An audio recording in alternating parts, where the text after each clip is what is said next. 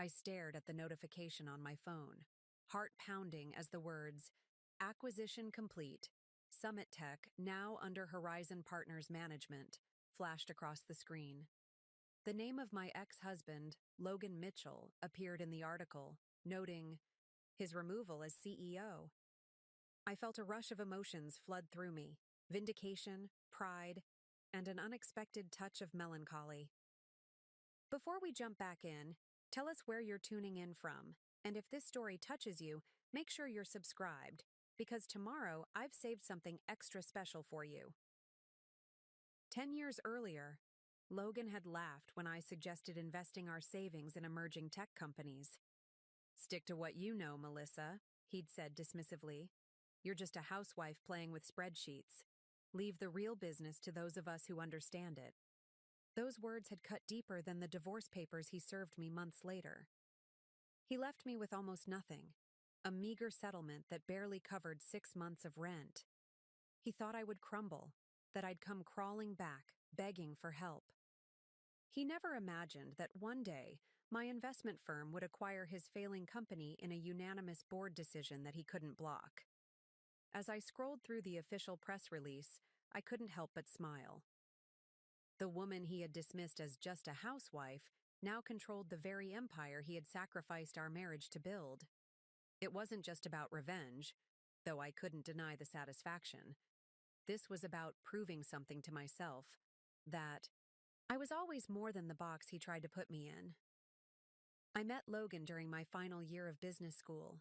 He was charming, ambitious, and full of big ideas about disrupting the tech industry. I was equally ambitious, graduating with honors and multiple job offers from prestigious firms. We seemed perfectly matched, two driven individuals ready to take on the world. We married a year later in a small ceremony on the coast. Those early days were magical. We would stay up late dreaming about our future, sketching business ideas on napkins, and challenging each other intellectually. We promised to build our careers together, supporting each other's aspirations equally. "We'll be partners in everything," Logan had said, holding my hand under the stars on our honeymoon. "Your success is my success." For the first 3 years, that seemed true. I took a position at a venture capital firm while Logan worked at developing his startup, Summit Tech. We both put in long hours, and I often helped him refine his business pitches and financial projections. When he finally secured his first round of funding, we celebrated together, knowing both of us had contributed to making it happen. Everything changed when I became pregnant with our daughter, Grace. The pregnancy was difficult, with complications that required me to step back from work temporarily. Logan's company was gaining momentum, and his hours grew longer as my world became increasingly centered on our home. "It's just for now," I told myself as I switched to part-time consulting. "Once the baby is older, I'll get back to my career." But Logan had other ideas. After Grace was born, whenever I brought up returning to work full-time, he would find ways to discourage me. "The company needs me right now, Melissa. We can't both be working these kinds of hours with a baby at home," he would say. "Besides, you're so good with Grace. She needs her mother." What started as temporary became our new normal. Summit Tech grew rapidly, and so did Logan's ego. He began to treat me less like a partner and more like an employee, someone whose job was to manage his home life so he could focus on more important things. The intellectual discussions that had once been the foundation of our relationship disappeared, replaced by his monologues about his achievements and connections. 6 years into our marriage, I decided to put my financial expertise to use by managing our personal investments. I spent months researching emerging technologies and market trends while Grace was at preschool. I created detailed analyses and projections, identifying several promising opportunities that I believed could yield significant returns. Excited to share my findings with Logan, I prepared a presentation one evening after Grace was asleep. I spread the documents across our dining room table, eager to reconnect with him on an intellectual level and contribute to our financial future. I've been analyzing some investment opportunities, I began, pulling up charts on my laptop. There's a pattern in these emerging tech companies that suggests Logan barely glanced at my work before cutting me off with a laugh. Melissa, what is this? Playing stockbroker now? He flipped through my carefully prepared analyses with casual disregard. This isn't a game, you know. These decisions require actual business experience. I felt my cheeks burn. I have an MBA and worked in venture capital for 3 years, Logan. This isn't me playing at anything. His expression softened into something worse than dismissal. Pity. That was a long time ago. The market has changed. You've been out of the loop, focused on other things. Being home with our daughter doesn't mean my brain stopped working. I countered, trying to keep my voice steady. Logan sighed, checking his watch. Look, I appreciate the effort, but let's be realistic. You're just a housewife now. A good one, and that's important. But leave the investment decisions to me. I do this every day. He gathered his things and headed to his home office, leaving my research scattered across the table. I have a board presentation tomorrow. Can you make sure my blue suit is pressed? That night, lying awake beside him, I realized how far we had drifted. The partnership we had promised each other had become something else entirely, a hierarchy where my value was measured by how well I supported his ambitions while surrendering my own. For months afterward, I tried to revive our relationship. I suggested couples therapy, planned date nights, and attempted to engage Logan in conversations about our future together. But Summit Tech was consuming him, transforming him into someone who saw relationships as transactions and people as assets, or liabilities. I don't have time for this right now, became his standard response to any issue I raised. The company needs me. The breaking point came at a dinner party with his investors and board members. I had spent hours preparing our home, cooking an elaborate meal, and making sure everything was perfect to support Logan's business relationships. During dinner, one of the investors asked about my background. Melissa has a brilliant financial mind, the investor's wife commented after I explained a current market trend. You should have her take a look at your company's investment strategy, Logan. Before I could respond, Logan laughed loudly, placing his hand on mine in what appeared affectionate but felt controlling. Melissa's too busy managing our home to worry about investment strategies, he said with a dismissive smile. She's just a housewife these days, and an excellent one. I couldn't do what I do without her support. The table nodded appreciatively at his apparent gratitude, but I felt invisible. Later that night, after everyone had left and I was cleaning up alone, Logan had retreated to make important calls. I found myself staring at my reflection in a serving platter, barely recognizing the woman looking back at me.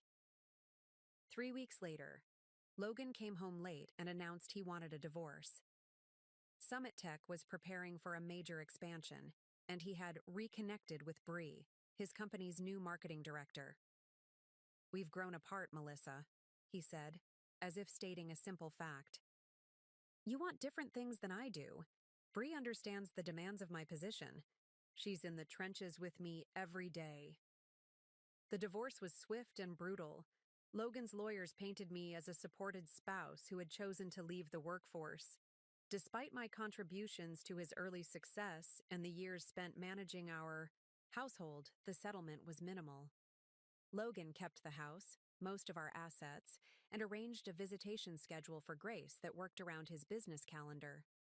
You'll be fine, he said as I signed the final papers, handing me a check that wouldn't even cover a year's expenses. You're smart. You'll figure something out. As I walked out of the lawyer's office that day, carrying a box of personal items and that insulting check, something inside me shifted. The hurt and betrayal began to crystallize into something harder, more determined. I wasn't just a housewife. I never had been. And Logan Mitchell was about to learn exactly what I was capable of.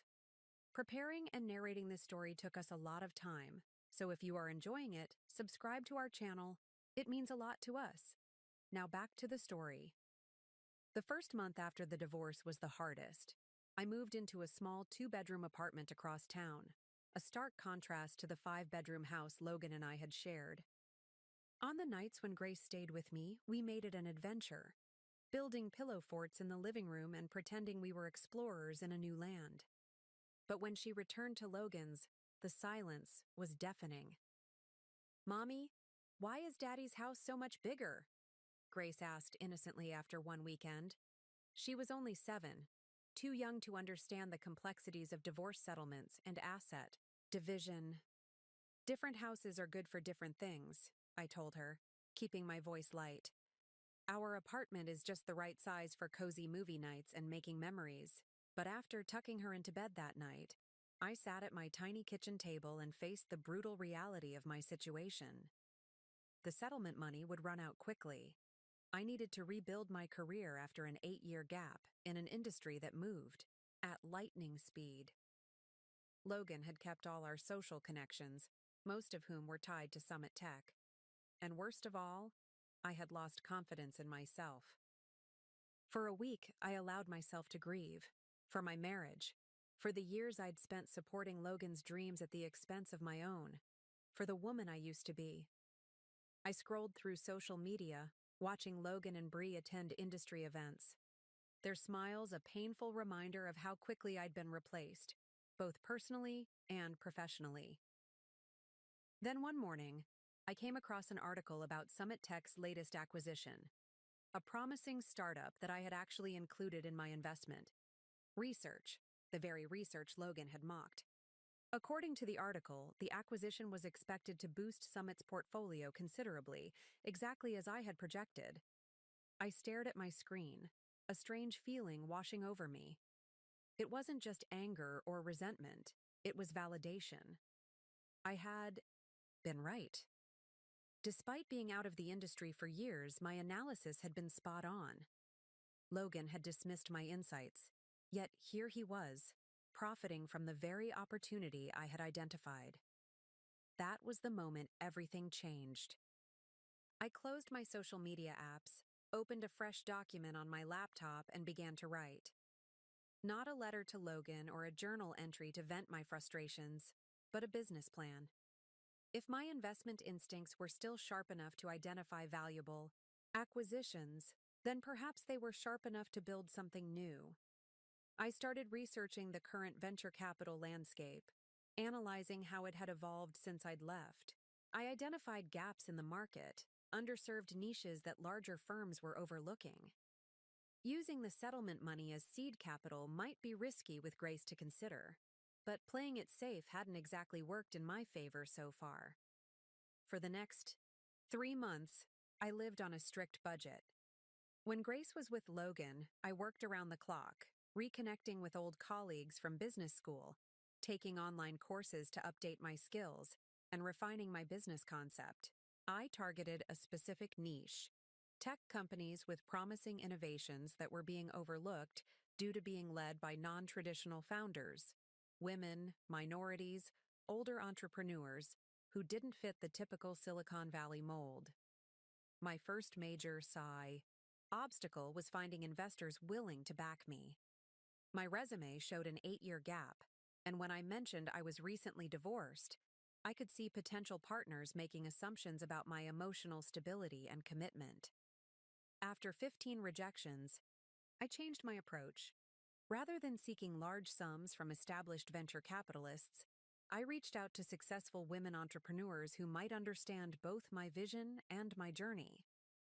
I created detailed analyses of overlooked investment opportunities, demonstrating the untapped potential that my firm would target. Leah Thompson, founder of a successful biotech company, was the first to take a meeting with me. She had faced similar skepticism when starting her company as a single mother in her 40s. "Your analysis is impressive," she said, reviewing my presentation. "But what makes you think you can compete with established firms after being out of the game so long?" It was the question everyone had been dancing around, finally stated plainly. I appreciated her directness. "Because I've been watching from the outside," I replied. "I've seen how groupthink leads to missed opportunities. How firms overlook founders who don't fit their preconceived notions of success.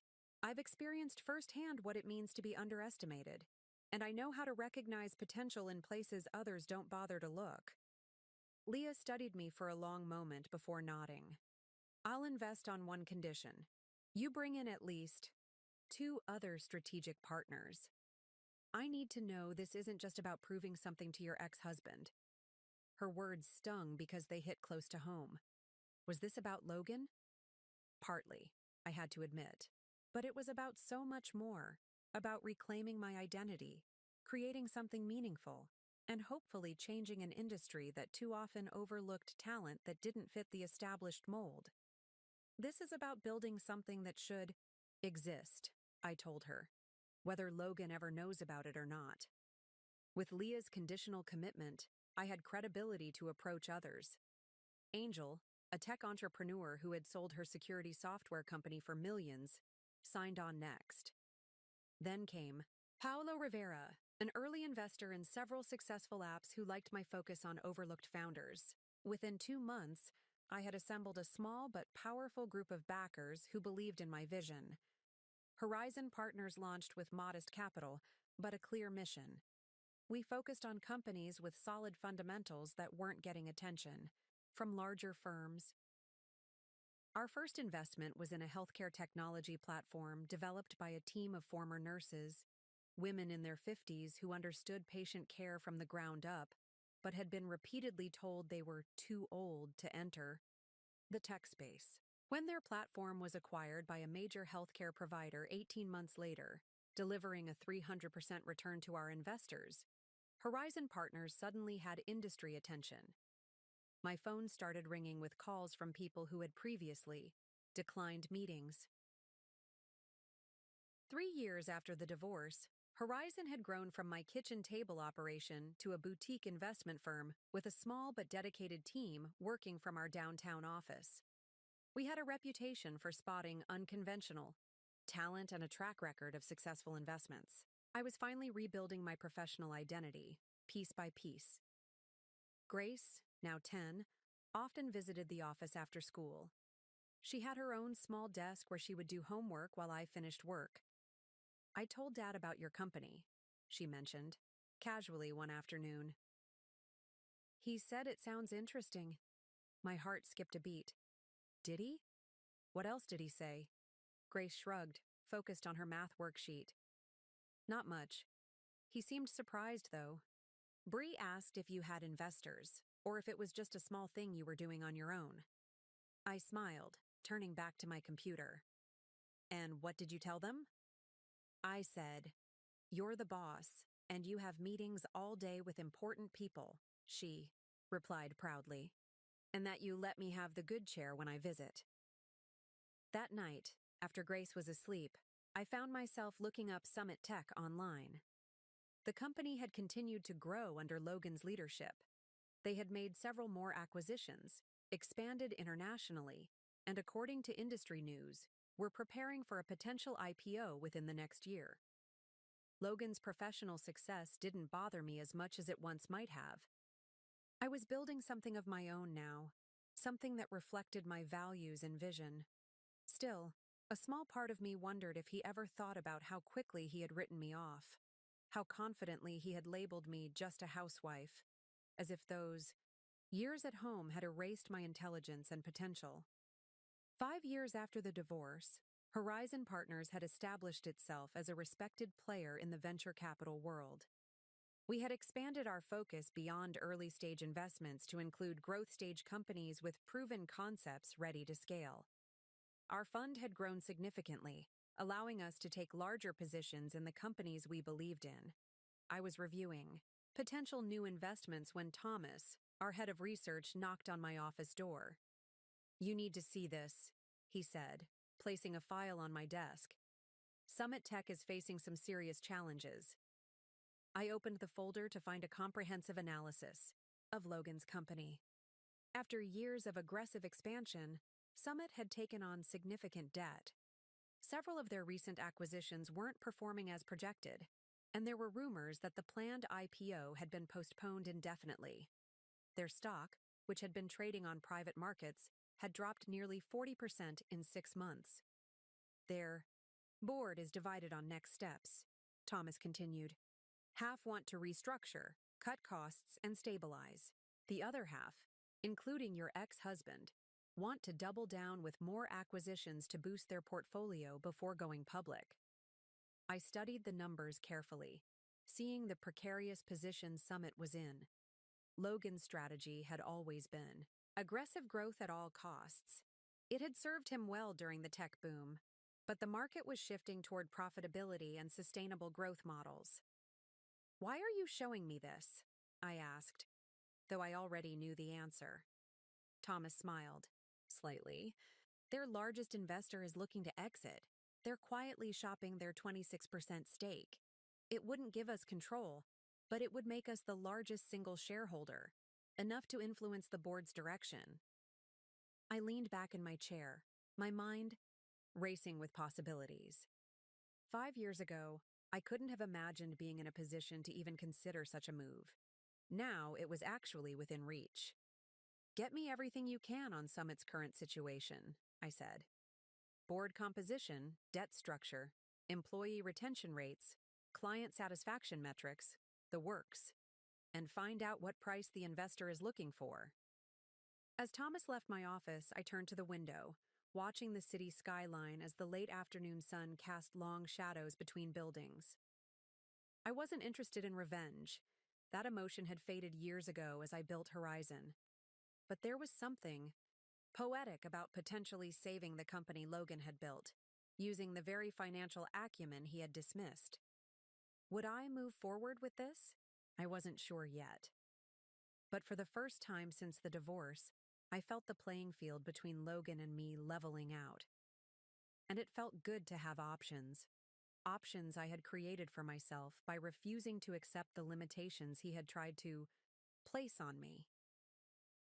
That evening, as I helped Grace with her science project, my phone buzzed with a message from Thomas.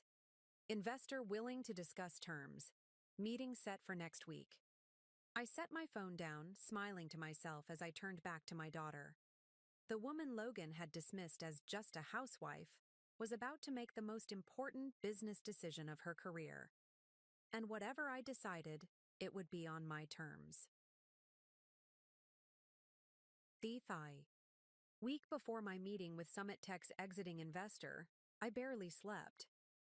The potential acquisition consumed my thoughts. Each night after Grace went to bed, I pored over the research Thomas and our team had compiled, looking for angles I might have missed. Summit's financials told a clear story. Logan had prioritized expansion over sustainability. The company had acquired 17 smaller firms in just 4 years, taking on substantial debt with each purchase. While revenue had grown impressively, profits hadn't kept pace with the increasing debt service. It was a house of cards that had begun to wobble. "Are you okay, Mom?"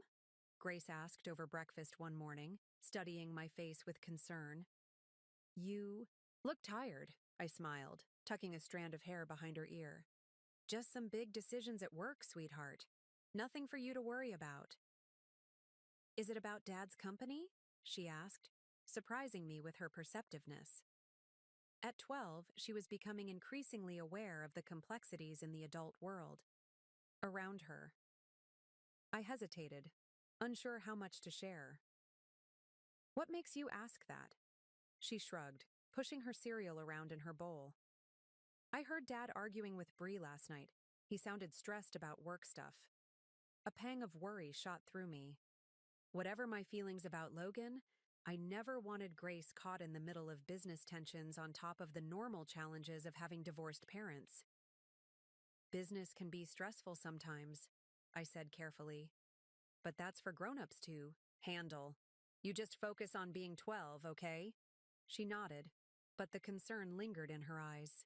"If you helped Dad's company, would that make things better?" The innocent question struck me deeply. Grace wasn't asking about market share or return on investment.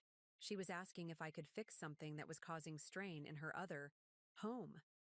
For her, this wasn't about business strategy or personal vindication. It was about the people she loved. It's complicated, honey, I said finally. But I promise I'll think about what's best for everyone. That conversation stayed with me as I prepared for the meeting with Matthew Donovan, the investor looking to exit Summit Tech. His firm, Eagle Capital, had been Summit's first major backer, the one that had given Logan his big break when Summit was just a promising startup. Their decision to pull out now would be a significant blow, both financially and symbolically. Matthew was waiting when I arrived at the upscale restaurant where we'd arranged to meet. He rose to greet me, his expression revealing nothing. "Melissa." "Thank you for coming," he said, shaking my hand firmly. "I must admit, when your name came up as a potential buyer, I was intrigued." We ordered drinks and made polite small talk until the waiter left us alone. Then Matthew leaned forward, his demeanor shifting from cordial to businesslike. "Let's not dance around this," he said. "You know why I'm selling, and I know your connection to Summit. The question is whether this is a business decision for you or something more personal." I met his gaze steadily. Would it matter if it were both? He considered this, swirling his scotch. "It might. I've been with Summit since the beginning. Logan Mitchell may have his flaws, but he built something valuable. I wouldn't want to see that destroyed out of spite." "Spite would be a poor investment. Strategy," I replied. "I'm interested in Summit because I see potential that's being squandered.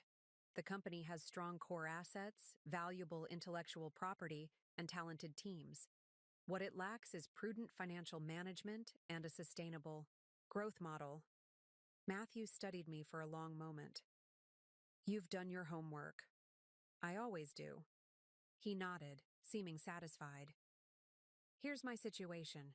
I need to liquidate this position to fund other commitments, but I'm not desperate enough to accept just any offer, and I won't trigger a fire sale that tanks the company's value." "What's your timeline?" I asked. 60 days, ideally. 90 at the outside. I took a sip of my drink, calculating. "And what about the right of first refusal clause in your investment agreement? Logan will fight to block any sale to me." Matthew smiled for the first time that evening. "That's where things get interesting. The clause expired during the last round of financing, an oversight in the new terms. Logan can't legally block a sale, though he'll certainly try to outbid you if he finds out you're the buyer." The revelation changed everything. If Logan couldn't block the sale, my primary obstacle was simply having the capital to make a competitive offer. Horizon had grown, substantially, but acquiring a 26% stake in Summit would require resources beyond what we currently had available. "I'm assuming you've had other inquiries," I said. "Several, but most are waiting to see if Summit resolves its current challenges before committing. You're the only one who seems eager to jump in now. Sometimes the best opportunities come disguised as problems," I replied. By the time we finished dinner, Matthew had given me a clear picture of his expectations. His asking price was high, but not unreasonable given Summit's underlying assets. He would give Horizon exclusive negotiating rights for 30 days, provided we could show proof of funds or committed financing. As I drove home that night, my mind was already working on how to structure the deal. Horizon would need partners. We couldn't do this alone, not without risking everything we'd built. But with the right consortium of investors, we could make a compelling offer. The next morning, I called an emergency meeting with my executive team. Thomas, Leah, and our CFO, Jack, gathered in the conference room as I laid out the opportunity. Summit Tech is vulnerable, but still valuable, I explained, pointing to the projections on the screen. With the right restructuring and a shift in strategy, we could not only recover our investment, but potentially double it within 3 years. Thomas looked skeptical. "That's assuming we can implement those changes. Even as the largest shareholder, we'd still be facing resistance from the current management, including your ex-husband." "He's right," Leah added. "Logan will fight any interference, especially from you. This could get messy, professionally and personally." I knew they were right to be concerned. This wasn't a typical acquisition target. The personal history complicated everything. I understand the risks, I said, but I also see an opportunity that aligns perfectly with our investment thesis. Summit has acquired some of the most innovative teams in the space, then burdened them with unrealistic growth targets and insufficient resources. We can liberate that talent, streamline operations, and build something more sustainable. Jack, who had been quietly reviewing the financials, finally spoke. The numbers support your analysis, but we'd need to raise significant capital. We'd be putting a lot of eggs in one basket. Which is why I'm proposing we form a consortium, I replied. Horizon would lead, but we'd bring in partners to distribute the risk and provide additional expertise. By the end of the meeting, we had agreed to move forward with exploring the acquisition. Jack would work on the financial modeling, Thomas would identify potential partners, and Leah would help me craft the strategic vision for Summit post-acquisition. Over the next 2 weeks, we approached several potential investors who had worked with Horizon in the past. Some were immediately interested, seeing the same potential we did. Others were hesitant, concerned about the company's debt load and the potential for a protracted battle with current management. Paulo Rivera, who had been one of my early backers, was particularly enthusiastic. I've been watching Summit for years, he said during our pitch meeting. Logan Mitchell built an impressive business, but he's been making increasingly risky bets. The company needs a new direction before it's too late. With Paulo's support and commitments from 4 other investors, we had secured enough funding to make a competitive offer. I called Matthew to arrange the final negotiation meeting. The night before the meeting, I found myself standing in Grace's doorway, watching her sleep. Whatever happened with Summit would impact her too. Logan was still her father, and his financial and professional stability mattered to her well-being. I needed to remember that, to make decisions that wouldn't unnecessarily harm him even as I pursued this opportunity. The next morning, as I prepared to leave for the meeting, Grace caught me at the door. "Good luck, Mom," she said, giving me a tight hug. "I know you'll do the right thing." Her faith in me was both comforting and terrifying. What was the right thing in this situation? Was I pursuing Summit because it truly represented the best investment opportunity for Horizon, or was I still trying to prove something to Logan and to myself? The question lingered as I drove to Eagle Capital's offices. Matthew was waiting with his legal team, his expression neutral as he greeted me. "Before we finalize anything," he said as we sat down, "there's something you should know. Logan called me yesterday. Somehow he's heard rumors about a potential sale." My heart sank. Does he know I'm the buyer? No, but he's scrambling to find funds to make a competing offer. He won't be able to match your price, but he's trying to leverage his position as founder and CEO to persuade our board that selling to him at a lower price is in the company's best interest. I nodded, absorbing this new information. "And what does your board think?" Matthew sighed. "They're divided. Some see Logan as the safer choice despite the lower offer. Others are purely focused on the financial return. And you?" "I'm focused on closing this deal quickly and cleanly," he replied. "But I need to be sure.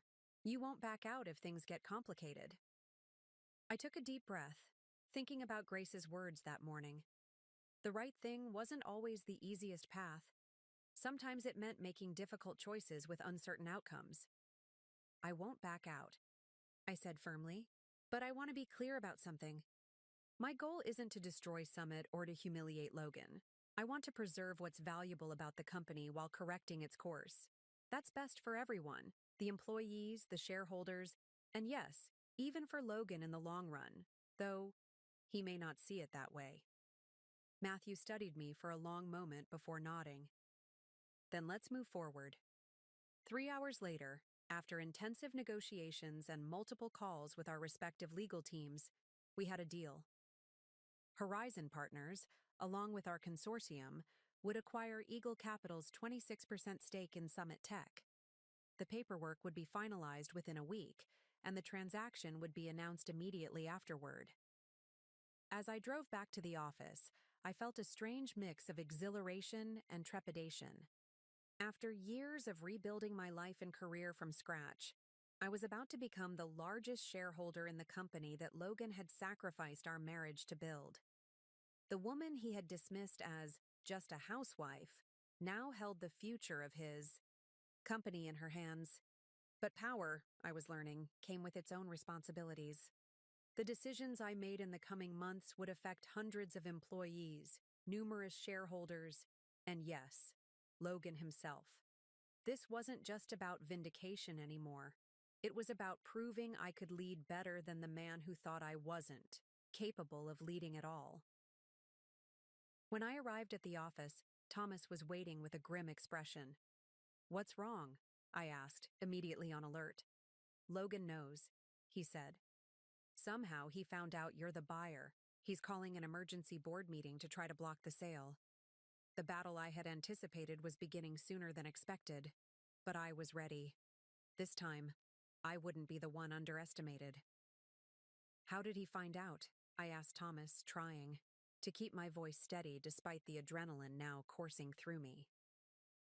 One of Eagle Capital's junior analysts let it slip during a due diligence call. Apparently, Logan went ballistic, started shouting about conflicts of interest and personal vendettas. I sank into my office chair, mind racing. This changed everything. The element of surprise had been our advantage, allowing us to move methodically while Logan remained unaware. Now we'd be facing active resistance every step of the way. "When is the emergency board meeting?" "Tomorrow morning, 8 a.m., Thomas replied. "Logan's trying to convince the board that your involvement represents a personal conflict that threatens the company." "He's trying to trigger the hostile actor clause," I realized, referring to a common provision that allowed boards to block sales to entities deemed harmful to the company. "But Eagle's shares are privately held. The board can't legally stop Matthew from selling to whomever he chooses. They can't stop the sale, but they can make the transition difficult. And they could potentially remove you as a shareholder later through a forced buyout if they can prove your actions are detrimental to the company." I nodded, understanding the strategy. If Logan could convince the board that my involvement was motivated by personal revenge rather than business sense, he might be able to neutralize my influence or even force me out eventually. "We need to get ahead of this," I said, reaching for my phone. "I'm calling Matthew." The conversation with Matthew was tense but productive. He confirmed that Logan had called him in a fury, threatening legal action and making various accusations about my motives. "I told him the deal is moving forward," Matthew assured me. "Legally, he doesn't have a leg to stand on, but politically, he's making waves with the other board members." "What do you suggest?" I asked. "Attend the board meeting," he said simply. "They've requested your presence anyway. Logan's counting on painting you as the vindictive ex-wife in absentia. Don't give him that opportunity." After hanging up, I called Leah. As one of my key investors and advisors, I needed her perspective. "It's a trap," she warned. "Logan wants to provoke you into saying or doing something that confirms his narrative." "I know," I agreed. "But if I don't show up, I look guilty or cowardly." "Then you go, but not alone," Leah insisted. "You bring your legal counsel and financial team. You keep it strictly business. No matter what he says, no matter how personal he gets, you stick to the numbers." The next morning, I dressed with careful consideration, a conservative navy suit that projected competence and stability, not aggression. Jack and our legal counsel, Angela, met me in the lobby of Summit Tech's headquarters. We reviewed our strategy one final time before heading up to the boardroom. The room fell silent as I entered. 10 board members sat around the massive conference table, with Logan at the head. Bree was there too, sitting slightly behind him with a tablet, presumably taking notes. Her eyes widened slightly when she saw me, but she quickly recovered her composure. Logan looked different than I remembered. More lines around his eyes, his posture rigid with tension. For a brief moment, our eyes met, and I saw a flicker of something I couldn't quite identify. Surprise? Respect? Fear? Perhaps a combination of all three.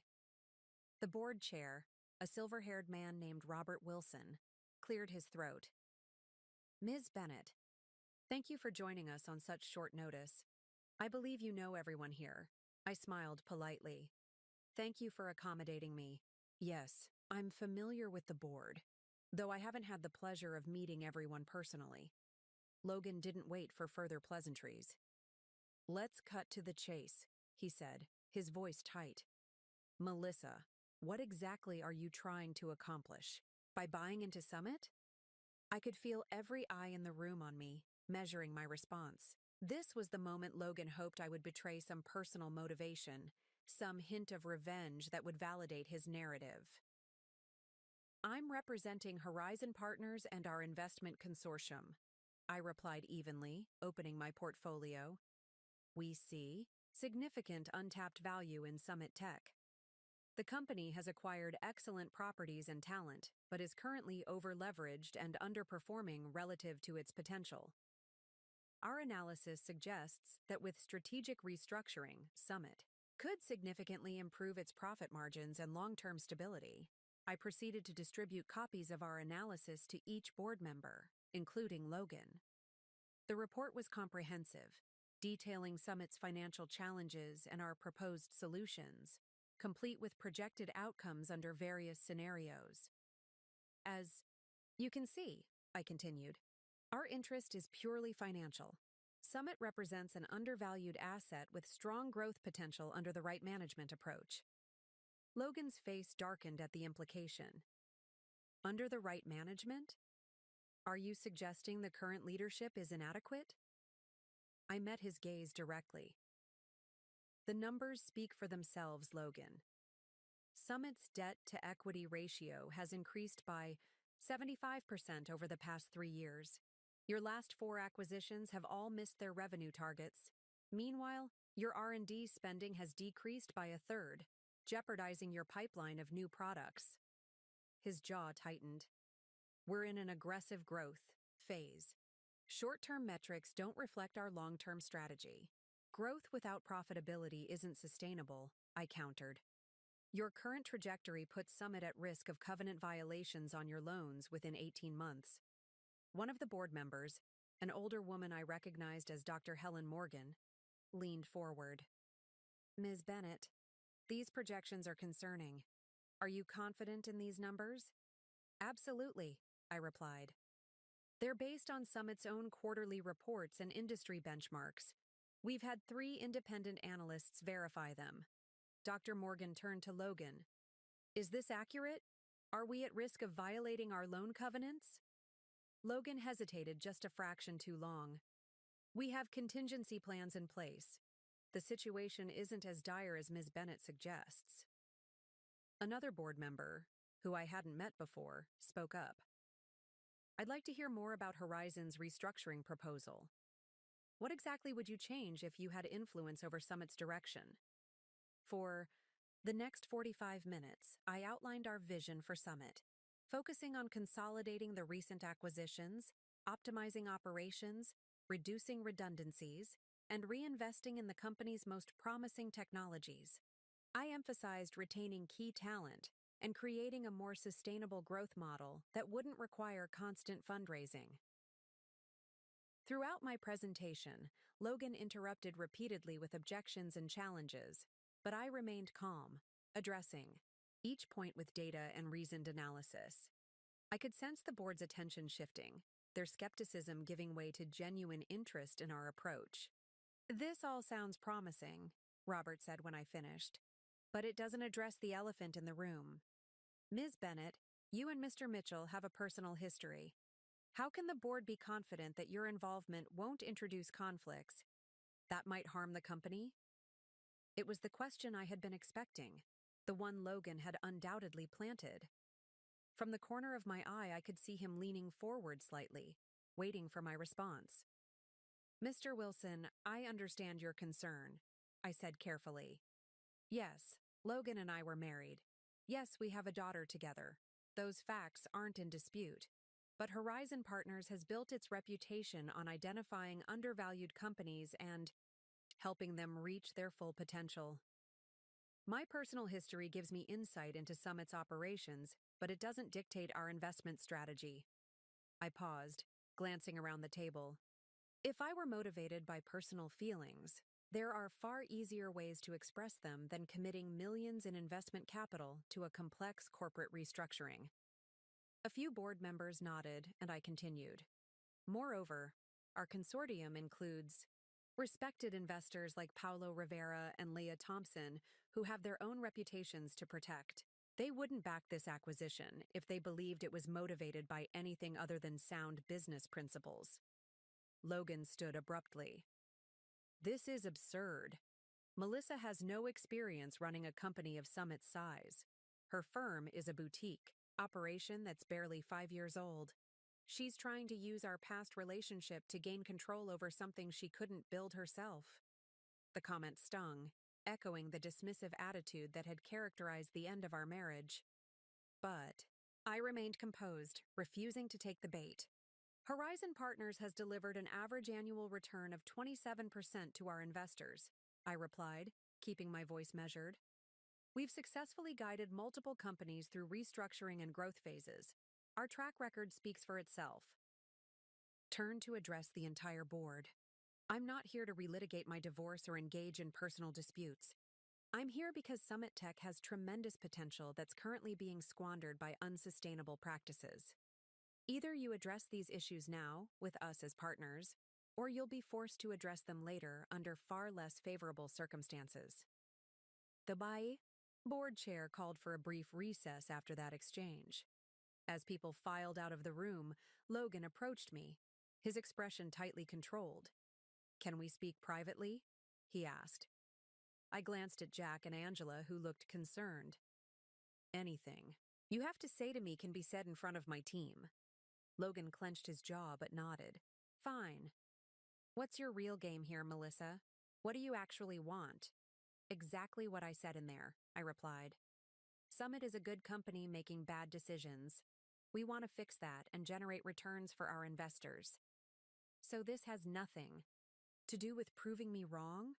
With showing that you weren't just a housewife after all?" His tone was mocking, but I detected something else beneath it. A genuine curiosity, perhaps even a grudging respect. "Logan, not everything is about you," I said, surprising myself with the realization that I actually meant it. "This is business. Summit represents a good investment opportunity, provided certain changes are made. That's all." He studied me for a long moment, as if seeing me for the first time. "You've changed." "We both have," I acknowledged. "It's been 7 years. Before he could respond, the board members began returning to the room. As Logan turned to walk away, he paused. "Grace told me your company is doing well. She's proud of you." The comment caught me off guard, a rare moment of genuine communication between us. "Thank you for telling me that." The remainder of the meeting was less confrontational, but no less intense. The board questioned me thoroughly about our plans for Summit, our financial capacity, and our long-term vision. I answered each query directly, keeping the focus on business fundamentals rather than personal history. By the time the meeting concluded, it was clear that Logan's attempt to paint me as a vindictive ex-wife had largely failed. Several board members expressed interest in further discussions about Horizon's restructuring proposals, regardless of the share purchase. As we gathered our materials to leave, Dr. Morgan approached me. "That was impressive, Ms. Bennett. I've sat on this board for 5 years, and I've never heard anyone challenge Logan so effectively on his growth strategy." "Thank you," I replied. "I hope the board will consider our perspective regardless of how the share purchase plays out." She smiled knowingly. "Oh, I think that's a foregone conclusion now.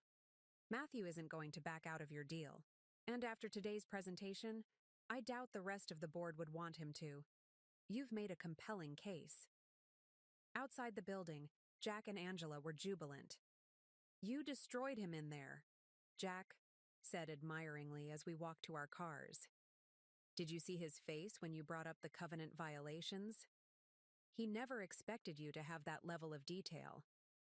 We still have a long way to go, I cautioned, even as I felt a surge of satisfaction. The deal isn't closed yet, and even once it is, we'll be minority shareholders. Logan will fight us every step of the way. Angela shook her head. After today, I'm not so sure. Several of those board members seemed very receptive to your analysis. Logan's position isn't as secure as he thinks. As I drove back to the office, I replayed the meeting in my mind. It had gone better than I could have hoped, but something was nagging at me. The look in Logan's eyes when he mentioned Grace, a mixture of pride and regret, had stirred feelings I thought were long buried. For years, I had channeled my hurt and anger into building Horizon, proving to myself and eventually to Logan that I was more than the box he had put me in. Now, on the verge of achieving what once seemed impossible, I found myself wondering, what came next? If I succeeded in taking control of Summit, in reshaping the company Logan had built, what would it really mean? The question followed me back to the office, where my team was eagerly awaiting news of the meeting. As I shared the details with them, I felt a growing certainty that this acquisition wasn't the end of my journey, but rather the beginning of a new chapter, one that would be defined not by what Logan had once thought of me, but by what I chose to build for myself, for Grace, and for all the people who had believed in me when I was still learning to believe in myself. The next 2 weeks passed in a blur of activity. Our legal team worked around the clock to finalize the acquisition documents, while our financial analysts prepared detailed transition plans. Meanwhile, I juggled my regular responsibilities at Horizon with preparation for the challenges that would come once we officially became Summit's largest shareholder.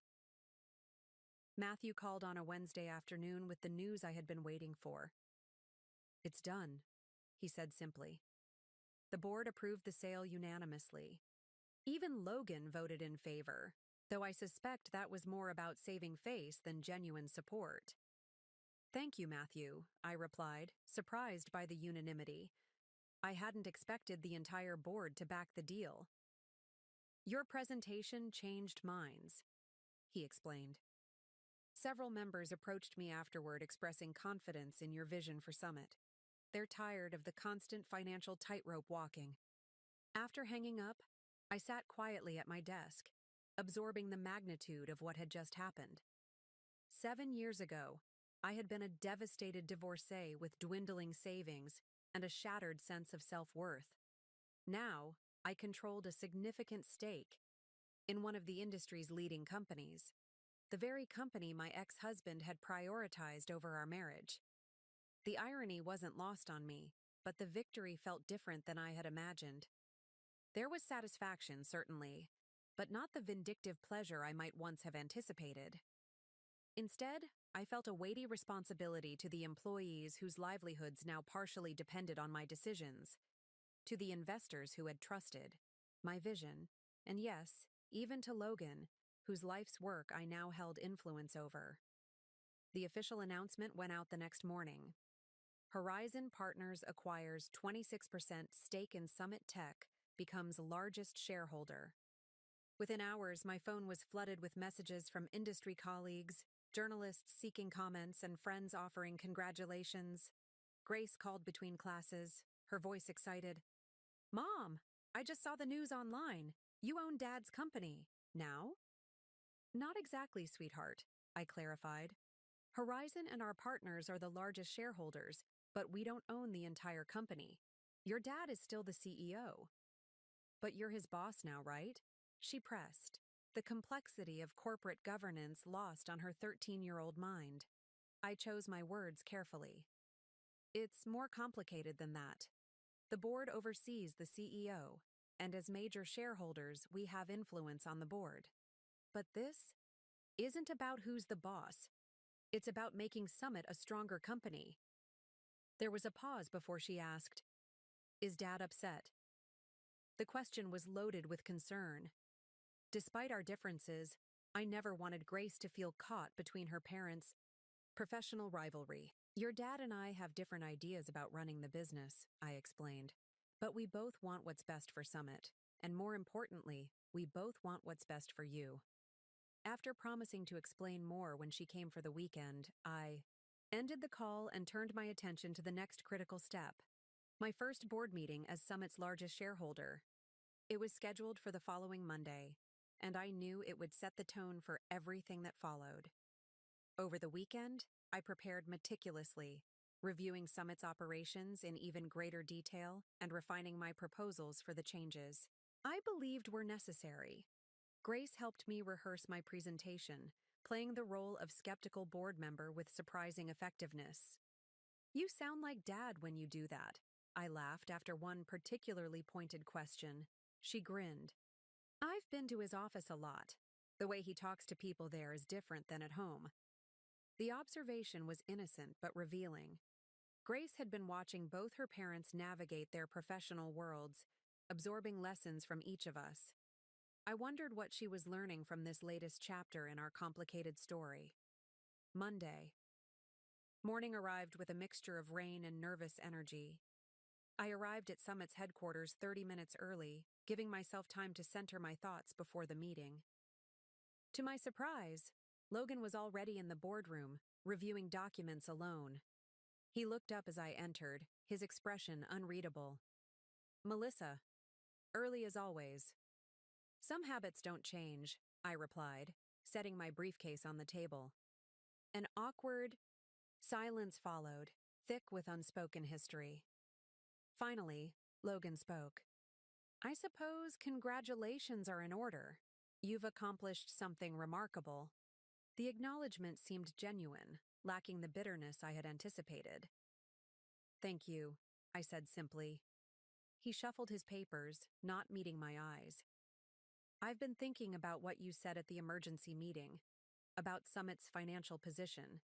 You weren't entirely wrong. Coming from Logan, this was tantamount to a full concession. I waited, sensing he had more to say.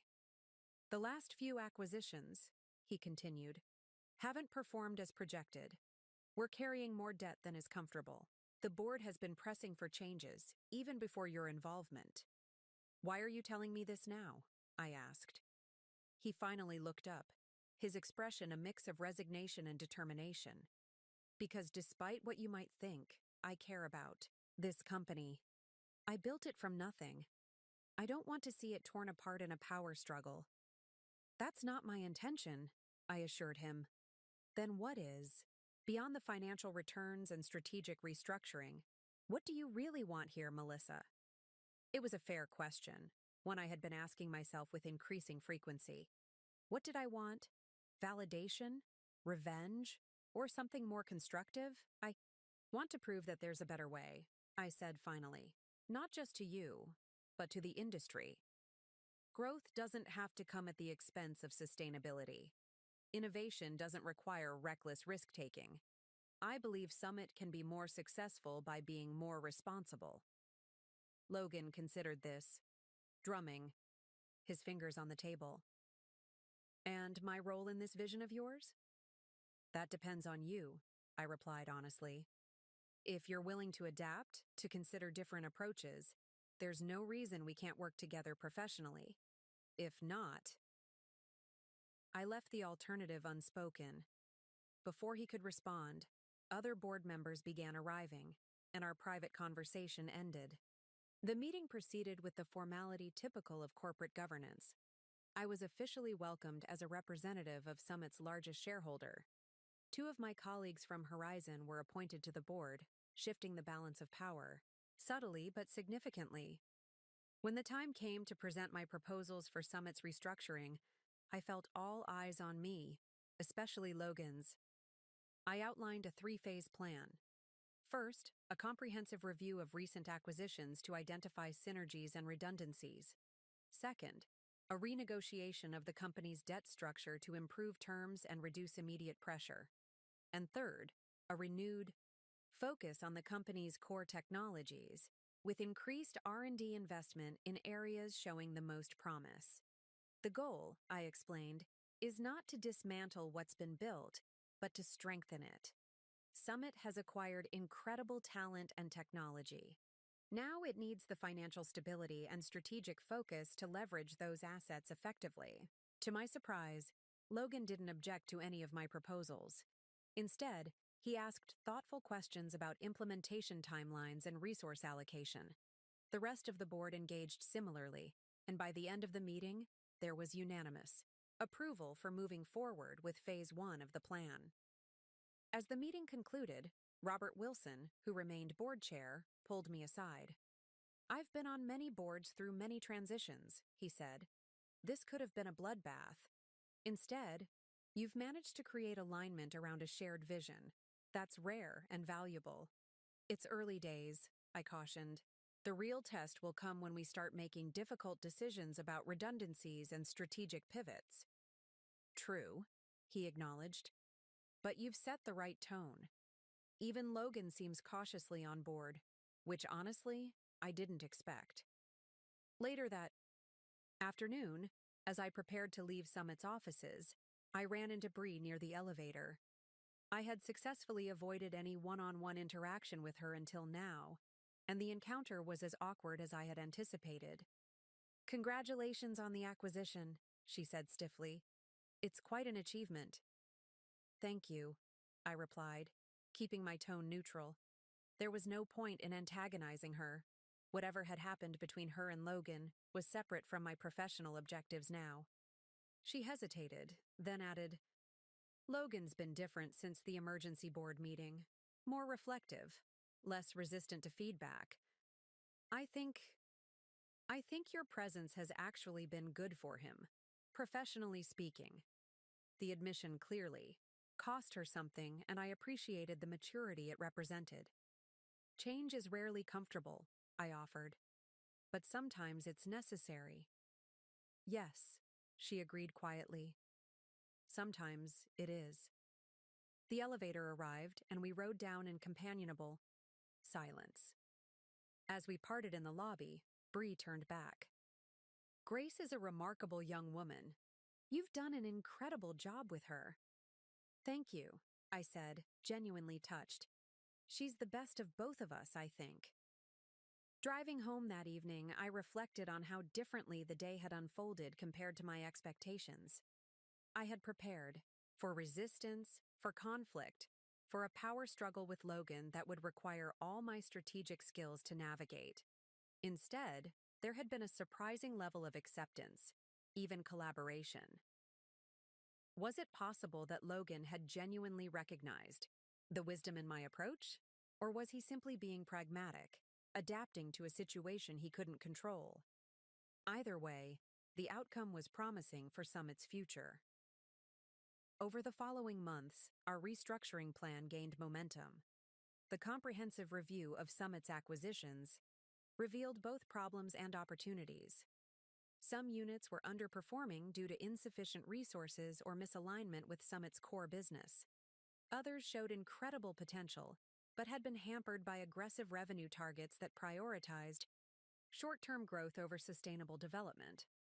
Logan, to his credit, engaged constructively with the process. While he occasionally pushed back on specific recommendations, he acknowledged the underlying issues and supported the broader direction. In board meetings, we developed a professional dynamic that, while not exactly warm, was respectful and productive. 6 months after Horizon's acquisition, Summit announced its quarterly results, the first that fully reflected our restructuring efforts. Revenue was slightly down, as we had anticipated, but profitability had improved significantly. The company's debt-to-equity ratio had begun to improve, and analyst reports praised the new strategic direction. The day after the announcement, Logan asked to meet for coffee. We chose a neutral location, a small cafe halfway between our respective offices. It was the first time we had met outside of Summit's headquarters since the acquisition. "The market's responding well to the changes," he said after we had settled with our drinks. "Our stock is up 11% since yesterday." "The analysts understand what we're trying to do," I agreed. "Short-term revenue dips for long-term stability." It's the right trade-off. Logan nodded, turning his coffee cup slowly. I've been thinking a lot about trade-offs lately, about the choices I've made over the years. I remained silent, sensing he needed to express something important. When we were married, he continued, I made the worst trade-off possible.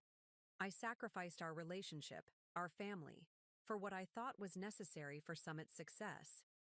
I convinced myself that the company needed my single-minded focus, that anything less would lead to failure.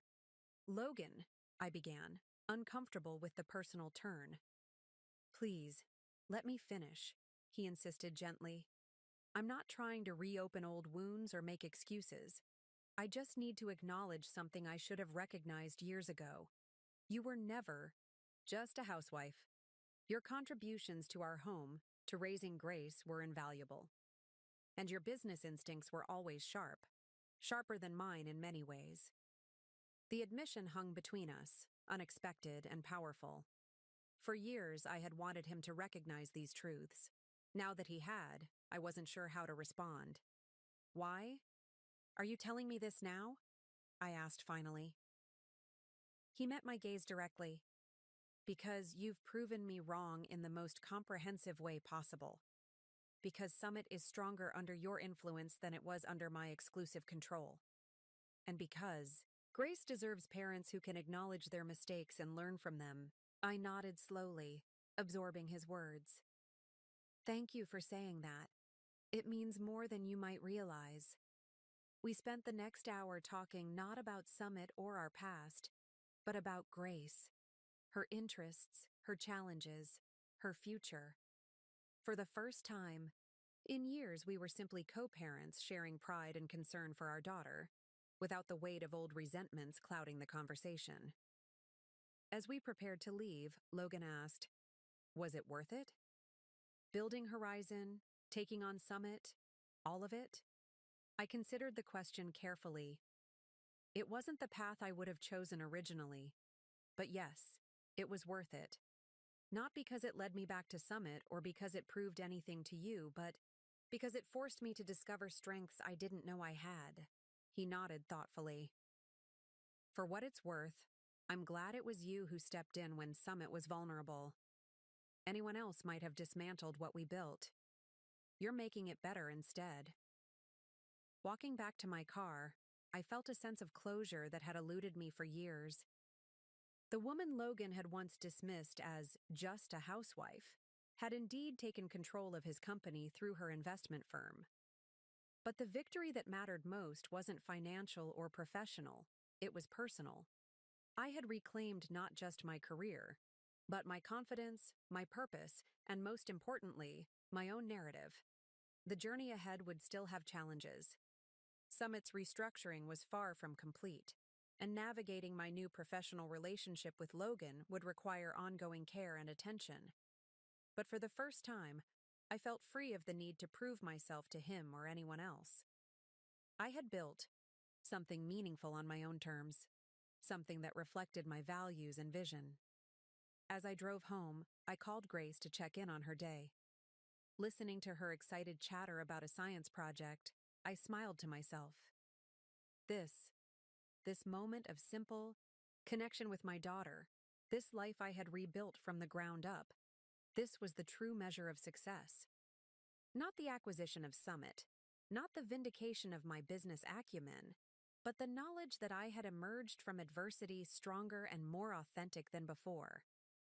The woman Logan had called just a housewife had become so much more, not despite that chapter of my life, but because of how I had chosen to write all the chapters that followed. 1 year after Horizon Partners acquired its stake in Summit Tech, I stood at the podium in the company's largest conference room, addressing employees about our annual results. The transformation had been more successful than even our most optimistic projections. Profitability had increased by 37%, debt had been reduced by over $40 million, and employee retention had improved dramatically. Today marks not just the end of a successful year, I told the assembled staff, but the beginning of Summit's next chapter. You've all been part of an incredible turnaround story. and the market has noticed. Summit's stock had risen steadily over the past 12 months, reflecting growing confidence in our restructuring strategy. The board had unanimously approved our Phase 3 initiatives, focusing on innovation and strategic growth in our core business areas. None of this would have been possible without your dedication and resilience, I continued, making eye contact with team members throughout the room.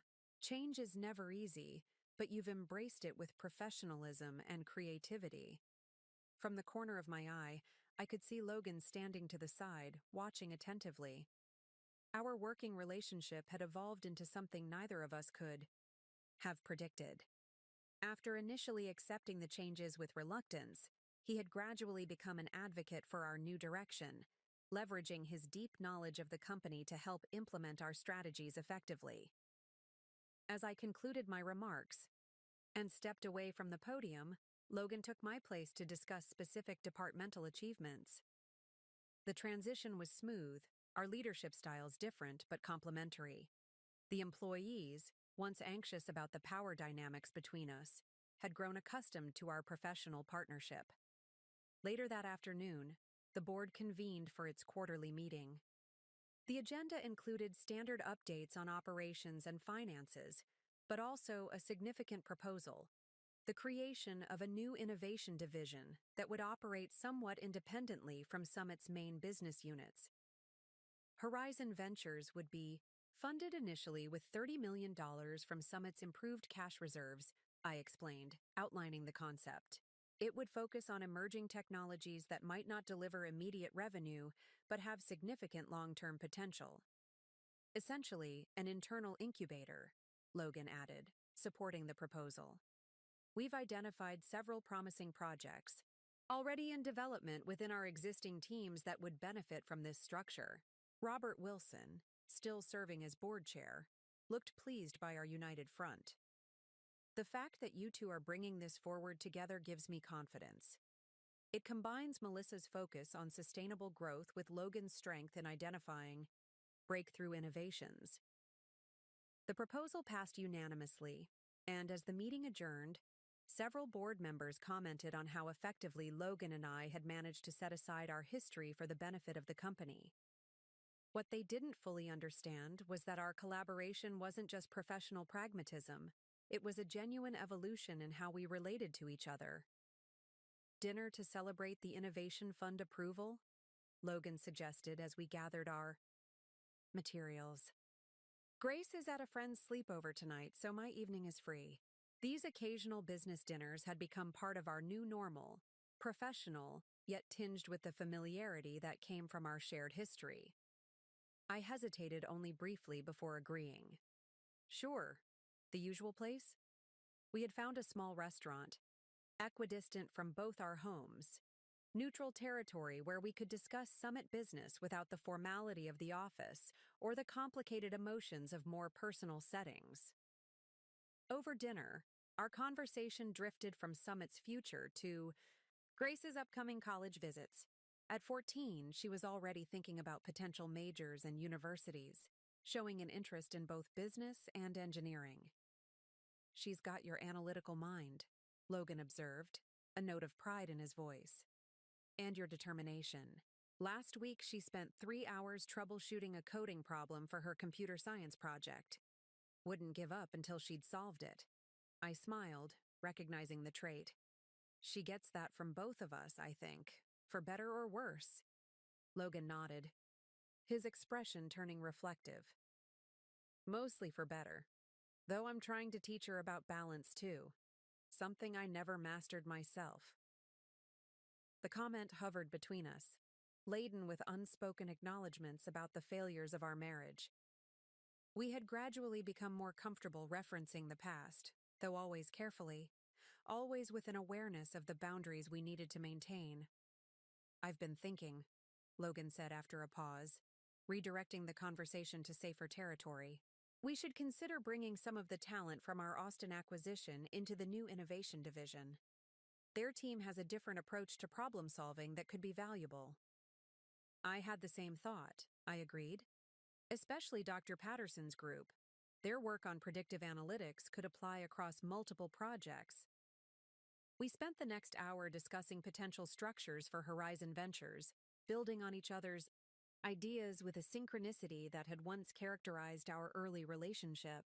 It was strange how easily we could collaborate professionally despite everything that had happened between us personally. As we waited for dessert, Logan's expression grew serious. "There's something I need to discuss with you, outside of our summit work." I tensed slightly, uncertain of what might follow. "What is it?" "I've been offered a position at Northwestern Innovation Fund," he said, "as their managing director." The news caught me by surprise. Northwestern was a prestigious venture capital firm specializing in early-stage technological innovations. Exactly the kind of work Logan excelled at. "That's significant," I managed, processing the implications. "Are you considering it seriously?" He nodded. "Very seriously. It would mean stepping down as Summit CEO, though I could potentially remain on the board in a reduced capacity." "When would this happen?" I asked, my mind already racing through the potential impact on Summit, on our working relationship, on Grace. "They want an answer within 2 weeks, with a start date 3 months after that. Enough time for a proper transition at Summit." I took a moment to gather my thoughts. Logan leaving Summit would fundamentally alter the dynamic we had established over the past year. In many ways, our professional collaboration had helped heal some of the wounds from our personal history. What would happen to that progress if he left? "It's an incredible opportunity," I said finally. "The kind that doesn't come along often." "But?" he prompted, sensing my hesitation. "But Summit is stable now, not flourishing. The restructuring is working, but we're still in a critical phase. Your institutional knowledge is valuable." Logan studied me carefully. "Are those your only concerns? Professional ones?" The question pushed into territory we typically avoided. I considered deflecting, but opted for honesty instead.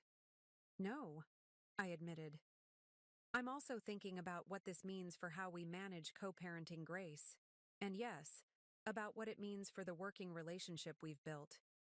He nodded, seemingly appreciative of my candor. "I've been thinking about those things too. That's partly why I wanted to discuss this with you before making a decision. Despite our history, your opinion matters to me." The acknowledgement meant more than I wanted to admit. After years of feeling dismissed and undervalued by Logan, having him explicitly seek my input represented a profound shift. "I think you should take it," I said, surprising myself with the certainty in my voice. "Summit will manage the transition. We'll find a new CEO who aligns with our vision. And as for the rest, we'll figure it out." "We always do, for Grace's sake." Relief flickered across his face. "Thank you. Your support means a lot." As we finished dinner and parted ways outside the restaurant, I found myself reflecting on how dramatically our lives had changed. 2 years ago, I had acquired a stake in Summit, partly to prove that Logan had been wrong about me. Now, I was encouraging him to pursue a new opportunity, confident in my ability to continue Summit's transformation without him. The next morning, I called an early meeting with Thomas and Jack to discuss succession planning. Logan hadn't made his decision official yet, but I wanted to be prepared. "If Logan leaves, we have several options," Thomas observed after I explained the situation. "We could promote from within. Jack Matthews in operations is highly respected and understands our new direction. Or we could bring in someone external who might add fresh perspective." "There's also the possibility of a co-CEO structure," Jack suggested. "It's becoming more common in tech, especially during transition periods." I considered both ideas. "Let's develop a shortlist for each scenario, and let's keep this confidential until Logan makes his decision official." Over the following days, I found myself increasingly convinced that Logan's departure, while challenging in the short term, might ultimately be positive for Summit. He would thrive in a role focused on innovation and early-stage investments, free from the operational responsibilities that had never been his strength. and Summit would benefit from leadership fully aligned with our sustainable growth strategy. When Logan called to tell me he had accepted Northwestern's offer, I was genuinely happy for him. "Congratulations," I said warmly. "It's the perfect role for you." "Thanks," he replied, sounding both excited and nervous. "I've already spoken with Robert about transition planning. He suggested you might step into an executive chairman role temporarily while we search for a new CEO. The suggestion took me by surprise. Me? But I have Horizon to run." "The board trusts you," Logan said simply. "You understand Summit's operations now, and you've been the architect of our new strategy. It would just be for a few months while we find the right permanent replacement." I promised to consider it, though the idea of taking a more direct role at Summit was unexpected. My goal had always been to influence the company's direction through Horizon's position as majority shareholder, not to run it myself. That evening, as I helped Grace with her science project, a complex model of renewable energy systems, she asked about Logan's new job. "Dad told me he's leaving Summit," she said, carefully connecting solar panels to a small battery. "Will that be weird for you, since you're both there now?" Sometimes I forgot how perceptive she was, how attentive to the complex dynamics between her parents. "It's actually a really good opportunity for your dad," I explained. "And Summit will be fine. We've built a strong team." She nodded, focused on adjusting a miniature wind turbine. "He said you might become the boss there for a while. That would be kind of ironic, right? Since he used to say you should just stay home." The observation, delivered with teenage bluntness, made me pause. "Your dad and I have both changed a lot since then, Grace. We've learned from our mistakes." "I know," she said, looking up with a smile that reminded me so much of her younger self.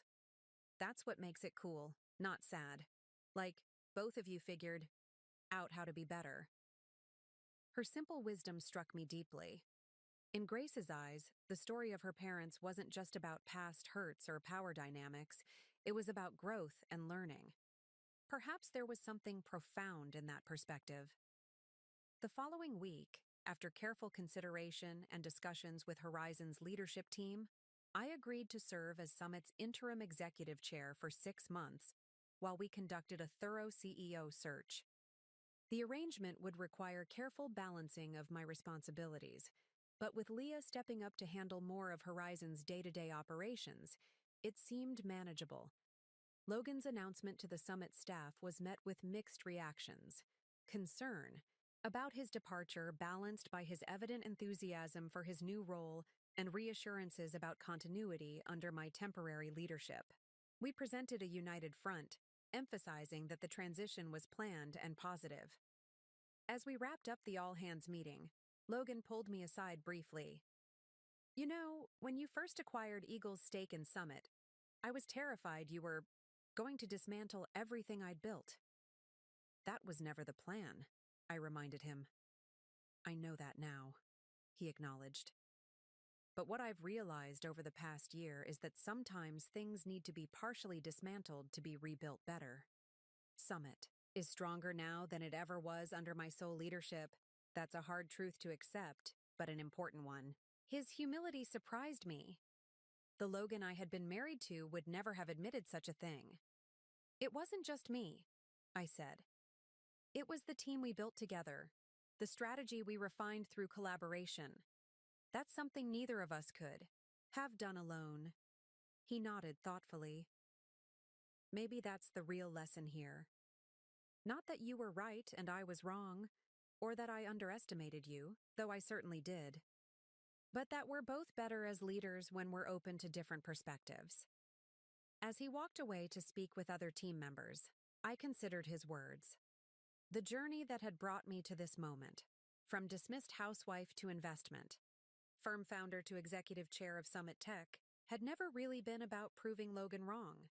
It had been about discovering what I was capable of when freed from other people's limited perceptions. And in an unexpected way, Logan's journey had paralleled mine. He had evolved from the dismissive husband who couldn't see my value beyond traditional roles to a colleague who respected my business acumen and leadership. We had both been transformed by the very conflict that once divided us.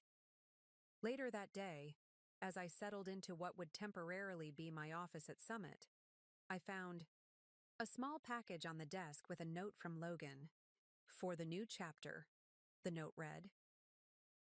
Inside was a beautiful fountain pen and a journal bound in soft leather. The first page of the journal contained a handwritten message. Melissa, Summit's story has many chapters left to write. Some of the most important ones will be authored by you. Thank you for seeing the potential in this company when I had lost my way, and for finding a path forward that honors what's best about what we built, while courageously changing what needed to change. The woman I once dismissed as just a housewife has become the leader Summit needs. I'm grateful our story took this unexpected turn. Logan. I ran my fingers over the words, feeling the impression of the pen on the paper. There was no romance. In his message, no hint of rekindling what had been lost. Instead, there was something perhaps more valuable, genuine respect and acknowledgement. Setting the journal aside, I turned to my computer and opened the strategic plan we had developed. For Summit's next phase, there was still so much work to do, so many opportunities to pursue. The company that had once been the catalyst for my divorce had become the unexpected vehicle for my professional fulfillment and personal growth. Life's ironies, I was learning, often contained its deepest lessons. The journey that had begun with pain and dismissal had led to empowerment and new beginnings, not just for me, but for everyone involved. And that was a story worth telling, a legacy worth building, and a future worth embracing.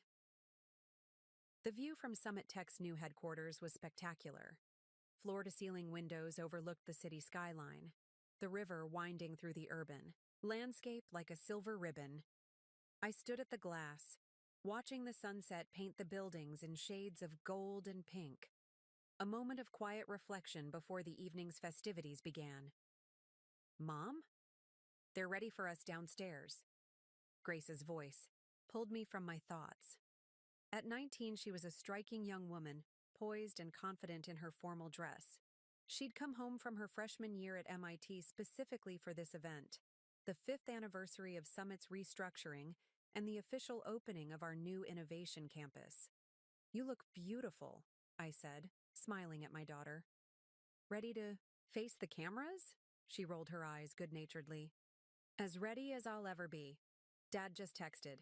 His flight landed and he's on his way from the airport. Perfect timing, I replied, gathering my notes for the evening's speech. The journey to this moment had been remarkable. The 6 months I had agreed to serve as Summit's interim executive chair had stretched to a year as our CEO search extended longer than anticipated.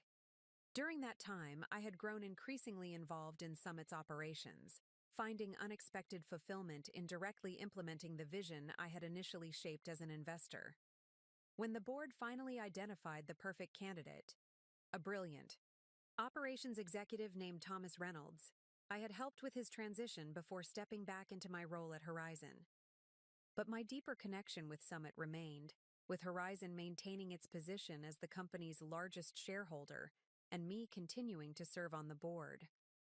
Logan had thrived in his new role at Northwestern Innovation Fund, leveraging his talent for identifying breakthrough technologies and supporting visionary founders.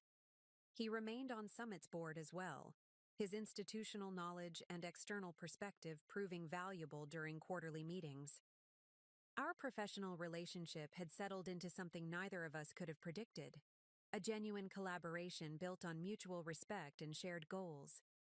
The bitterness of our divorce had gradually faded, replaced by a functional partnership, focused primarily on Grace's well-being and secondarily on Summit's continued success. There's Dad, Grace said as we entered the reception area. Logan was just arriving, engaged in animated conversation with Paulo Rivera, who had remained one of our key investment partners throughout Summit's transformation. Logan looked up and waved, excusing himself to join us. Sorry about cutting it close, he said, giving Grace a quick hug. The connecting flight was delayed. You're just in time, I assured him. The ceremony doesn't start for another 20 minutes. As we made our way to the event space, I marveled at how comfortably we moved as a unit, not a family in the traditional sense anymore, but bound by something just as meaningful. Shared history, mutual respect, and genuine goodwill. The celebration was a testament to how far Summit had come. Over 500 people had gathered.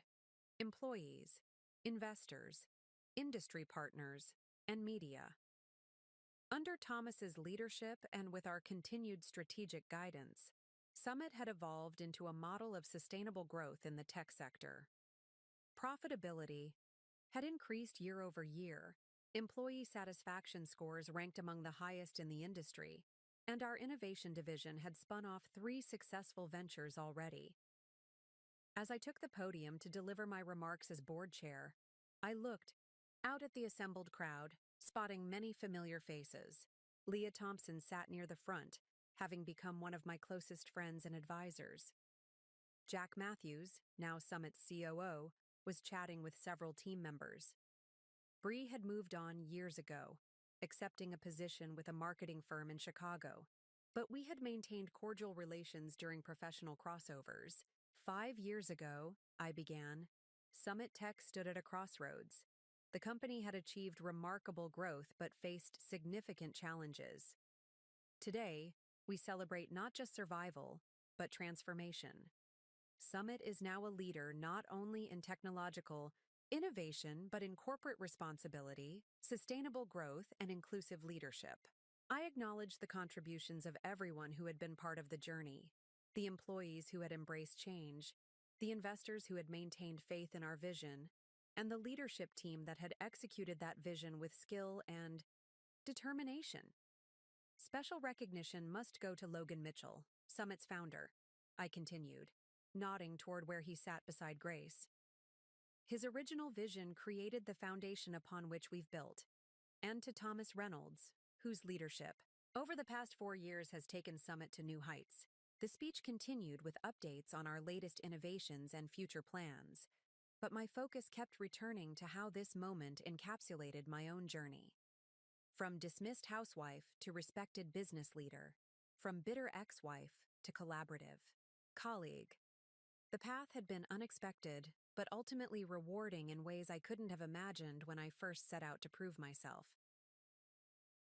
At the reception following the ceremony, I found myself standing beside Logan at the refreshment table, both of us taking a brief moment away from the constant congratulations and conversations.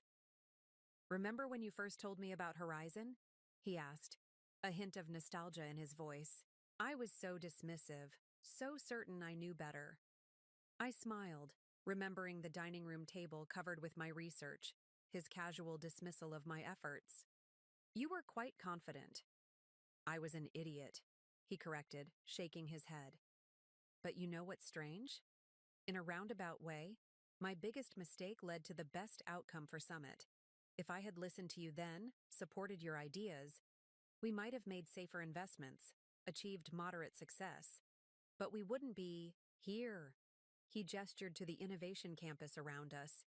"Life rarely follows a linear path," I agreed, "especially the important journeys." "Mom!" Grace appeared suddenly, excitement radiating from her. "Professor Landry is here, from the MIT Media Lab. Can I introduce you?" "Of course," I replied, pleased by her enthusiasm. As Grace led me across the room toward her professor, I glanced back at Logan, who gave me an encouraging nod. The moment captured the essence of where we had all arrived, supporting each other's paths while maintaining our distinct identities and pursuits. Later that evening, after most guests had departed, I found myself back at the windows, gazing at the city now illuminated by countless lights. Summit's new headquarters stood as a physical manifestation of everything we had built. Not just a successful company, but a new way of approaching business and relationships. "Penny for your thoughts?" Leah's voice interrupted my reflection as she joined me at the window. "Just taking it all in," I replied. Sometimes I still can't believe how everything unfolded. She smiled knowingly. When you first pitched the summit acquisition to me, I thought you were at least partially motivated by revenge. I wasn't wrong, was I? I laughed softly. No, you weren't wrong. Proving Logan wrong was definitely part of it. But somewhere along the way, the motivation changed. That's the difference between success and true fulfillment, she observed. The former can come from external validation, but the latter requires something deeper. Her words resonated with the realization I had come to gradually over the years. The victory that had initially seemed most important, showing Logan that I was more than just a housewife, had ultimately been just the beginning of a much more meaningful journey. The true achievement wasn't in proving him wrong, but in discovering who I could become when freed from the limitations others had placed on me, and eventually, from the limitations I had placed on myself. As I drove home that night, I reflected on the decade that had transformed my life. The divorce that had once seemed like an ending had actually been a beginning. The desire for vindication that had initially fueled me had evolved into something far more sustaining: purpose, confidence, and genuine impact. And perhaps most surprisingly, the relationship that had been broken beyond repair had been forged into something new. Not a marriage, but a different kind of partnership built on hard-earned respect and shared values. The woman who had once been called just a housewife had become a business leader, an investor, a mentor, and a board chair. But more importantly, she had become fully herself, defined not by her relationship to others, but by her own choices, values, and vision. As I pulled into my driveway, I smiled at the thought of tomorrow's breakfast with Grace before she returned to school. Life continued to evolve, relationships continued to change, but the foundation I had built, both professionally and personally, was strong enough to support whatever came next. The journey hadn't been what I expected, but it had led exactly where I needed to go. Up next, you've got two more standout stories right on your screen. If this one hit the mark, you won't want to pass these up. Just click and check them out. And don't forget to subscribe and turn on the notification bell so you don't miss any upload from us.